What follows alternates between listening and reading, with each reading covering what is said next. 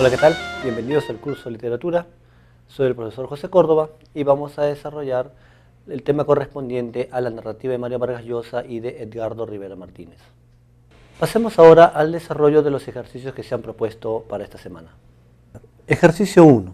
Tenemos un fragmento que corresponde al libro de Vargas Llosa titulado La verdad de las mentiras, ¿no? La pregunta es, con respecto al concepto que Mario Vargas Llosa tiene sobre las novelas, ¿cuál es la alternativa que contiene la idea central del fragmento citado? Bien, ¿qué expone acá en este fragmento el autor? Básicamente que mediante la ficción, lo que Vargas Llosa llama la mentira, ¿verdad? El hombre puede superar las limitaciones de la vida, de la realidad, ¿no? Eso es lo que está, proponiendo el autor. Dice, ¿no? Los hombres no viven solo en las verdades, también les hacen falta las mentiras, las que inventan libremente, no las que les imponen, las que se presentan como lo que son, no las contrabandeadas con el ropaje de la historia. La ficción enriquece su existencia, dice, ¿no? Justamente, ¿no? Lo que propone el autor justamente es que la literatura, la ficción, enriquece, completa la realidad, compensa las limitaciones de la vida. Entonces, la alternativa que evidencia pues, la idea central que corresponde a este fragmento sería la B. Las ficciones son un medio para superar y compensar las limitaciones de la vida. A eso Vargas Llosa le llama la verdad de las mentiras, justamente. Ejercicio 2. Tenemos un enunciado que debemos completar. Dice, Mario Vargas Llosa es un escritor de enorme influencia en la literatura contemporánea, debido, entre otros factores, a sus aportes para la... ¿qué aportes trajo su narrativa? Los cuales han contribuido a la modernización de la narrativa hispanoamericana. Así, podemos destacar el manejo de... aquí nos habla de uno de esos aportes. Por lo que sus novelas se construyen a partir de la mirada de varios narradores. Este segundo enunciado tiene que ver con los varios narradores que utiliza. Habíamos dicho que Vargas Llosa se caracteriza en su narrativa porque es un escritor que va a innovar, va a asimilar e innovar las técnicas modernas de la narración.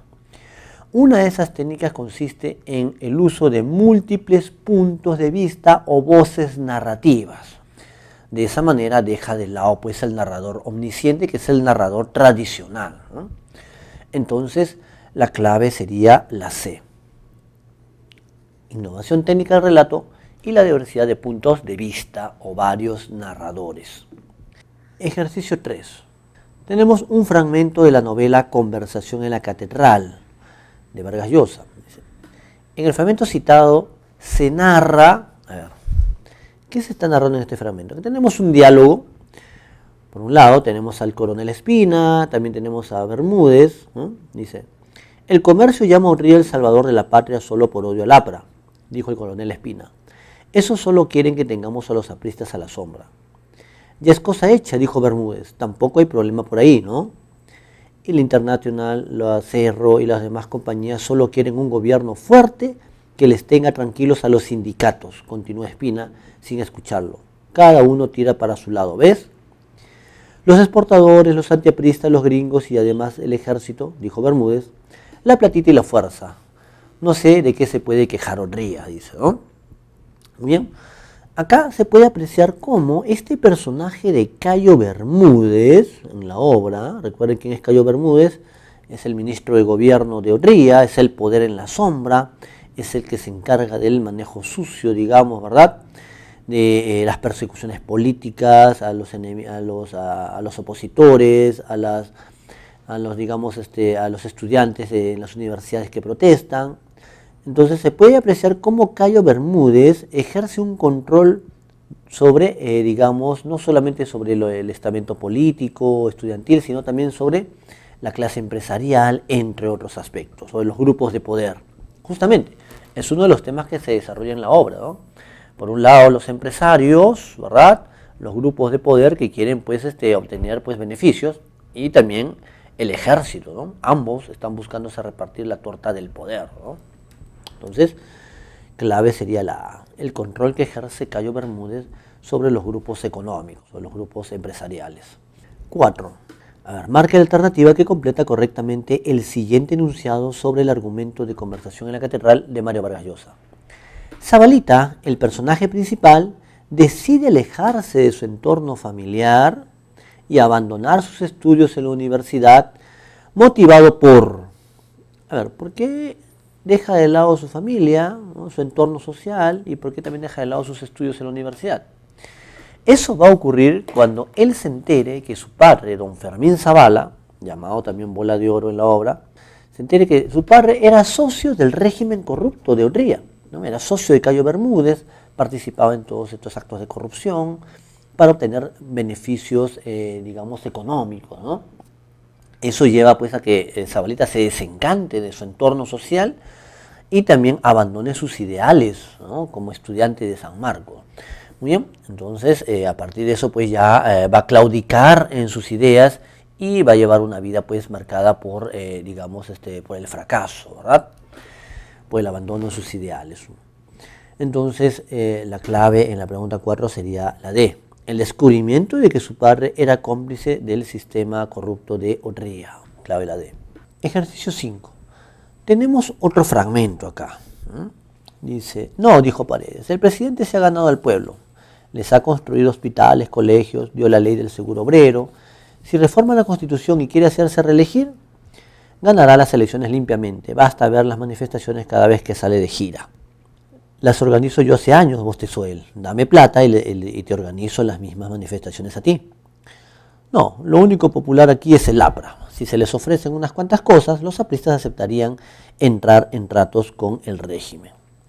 En este fragmento se puede apreciar justamente uno de los temas de la obra, ¿no? Vargas Llosa acá nos plantea o nos describe también la corrupción y traición de los líderes apristas, ¿no?, que se van a aliar al régimen dictatorial de Odría, ¿no? Aquí lo dice, ¿no? Si se les ofrecen unas cuantas cosas, dice, aceptarían hacer tratos con el régimen. Entonces, una de esas líneas narrativas que va el autor a denunciar entre los diversos males políticos de allí, ¿no?, como la corrupción, la persecución política, el envilecimiento social, la degradación moral, es también justamente la traición de los líderes apristas. Entonces la clave es la D. Se avisora la alianza del régimen con los líderes del APRA, ¿no? Ejercicio 6. Otro fragmento de conversación en la catedral. Sus soplones me van a dejar en paz hasta entonces, dijo Landa abriendo la puerta del jardín.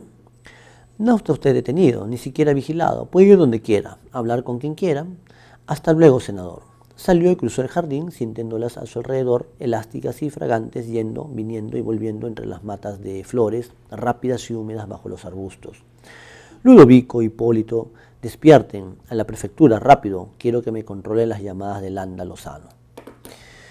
Muy bien, a partir de este fragmento, dice, ¿no?, de Mario Vargas Llosa, podemos colegir que, con respecto a la vida política y social del Perú durante la dictadura, se hace alusión a la, en este caso, a la política de espionaje, dice, ¿no?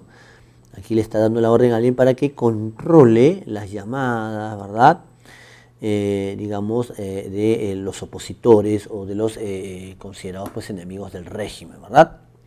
Muy bien, clave entonces la B. Ejercicio 7. Tenemos 4 enunciados referidos a la narrativa de Edgardo Rivera Martínez. A ver, ¿cuáles son correctos? Dice, vincula armónicamente tradiciones andinas y occidentales. Esto es verdadero. Hemos dicho, ¿no?, que la narrativa de Rivera Martínez busca o nos plantea una visión de síntesis armónica entre lo andino y lo occidental, una especie de fusión. Sus personajes marginales enfrentan la tiranía del mundo oficial. A ver. Esta oposición, marginalidad versus mundo oficial, no es característica de la obra de Rivera Martínez. Eso más bien habría que recordar, es una característica de la narrativa de Julio Ramón Ribeiro, ¿no?, de la narrativa del 50. Este enunciado es falso. Desarrolla historias que transitan entre el realismo y lo mítico. Correcto, ¿no? Digamos que su narración es una mezcla de lo fantástico, ¿no?, o sea, lo mítico, con, digamos, también elementos realistas. Hay una confluencia de estas dos vertientes en su obra.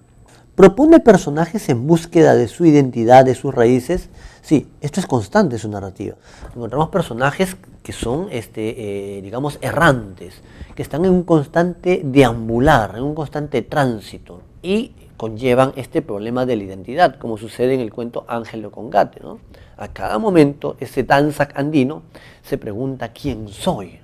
Es decir, y también sobre su origen, ¿no? A qué pueblo pertenece, a qué comunidad. Muy bien. La secuencia correcta sería entonces verdadero, falso, verdadero, verdadero, y los únicos enunciados correctos serían 1, 3 y 4. Clave entonces sería la alternativa A. Ejercicio 8. Tenemos un fragmento, dice, ¿no? Transcurrieron así los años y todo habría continuado de esa manera si el azar en verdad, no me hubiera llevado al cabo de ese andar sin rumbo al tambo de Raura. No había nadie sino un hombre viejo que descansaba y me miró con atención. Me habló de pronto y dijo en un quechua que me pareció muy antiguo: eres el bailante sin memoria, eres él y hace mucho que caminas. Anda a la capilla de la Santa Cruz en la Pampa de Ocongate, anda y mira. De acuerdo con el argumento de Ángelo Congate de Edgardo Rivera Martínez, el evento citado tiene como consecuencia que el protagonista, ¿bien?, después de esto, nos pregunta la consecuencia, ¿no? Después de eso, ¿qué ocurre? Llega a este lugar y va a encontrar la figura de 4 ángeles, pero del cuarto solamente está su relieve, su contorno, no está la figura. Y en ese momento se da cuenta que él es ese ángel caído y que por lo tanto nunca sabrá su origen, sus raíces, ni tampoco a dónde va. Entonces, dice, tendrá como consecuencia que el protagonista busque en vano su identidad, ya que no va a poder resolver su gran pregunta: ¿quién soy? Ejercicio 9. Tenemos un fragmento algo extenso del cuento Ángelo con Gate. La pregunta es: ¿cuál de los siguientes enunciados se relaciona con el conflicto de identidad que experimenta el protagonista? Su conflicto de identidad. El primer enunciado dice: subí al atrio y a poco mis ojos se posaron en el friso y los pilares bajo esos arcos. Entonces simplemente cuando llega a este lugar y va a observar, digamos, el relieve, pues, de 4 ángeles, ¿no? Ahí todavía no está ese conflicto de identidad. Son 4, más el último fue alcanzado por la centella y solo quedan los contornos. Eso es cuando se da cuenta de que falta la figura del 4 ángel, pero todavía no, digamos, no se ha dado cuenta que él sería ese ángel. ¿Qué baile es el que danzan? ¿Es el suyo un acto de celebración y de alegría? Ahí no refiere ningún enunciado que haga alusión a lo que es su origen o identidad. D. Sí, solo una sombra soy, apagada sombra, y ave negra sin memoria, ¿verdad? No recuerda nada de su origen, ¿verdad? Es una sombra apagada, ¿eso? Entonces, es el 4 enunciado, es el que nos está revelando justamente el conflicto principal. No sabrá su origen, no sabe sus raíces y tampoco sabe a dónde va ni quién es. Muy bien, entonces clave la D. Ejercicio 10. ¿Qué se menciona? Otra vez un fragmento y el enunciado dice, ¿no? En Ángelo con Gate de Edgardo Rivera Martínez, el personaje tiene la sensación de que no pertenece a dicho lugar. Esto se manifiesta en la degradación de su vestimenta e imagen y en su continuo deambular. A partir de ello, ¿cuál de los enunciados se relaciona con esta afirmación? ¿Muy bien? Entonces, la degradación de su vestimenta, ya que viste con enrajos, ¿verdad? Y la gente le tiene pena, ¿verdad?, a este Danzac, imagen, además de ser un personaje errante, dice, ¿verdad? Muy bien. Digamos, todo esto, estos elementos se refieren al hecho de que no tiene pertenencia, no tiene identidad. Muy bien. Ahora dice, ¿cuál de los enunciados se relaciona con esta afirmación? A ver, dice, por instantes silba el viento, después regresa todo a su quietud. No tiene ninguna relación. En ella es más ansioso y frébil mi soliloquio, y cuán extraña mi figura. tampoco.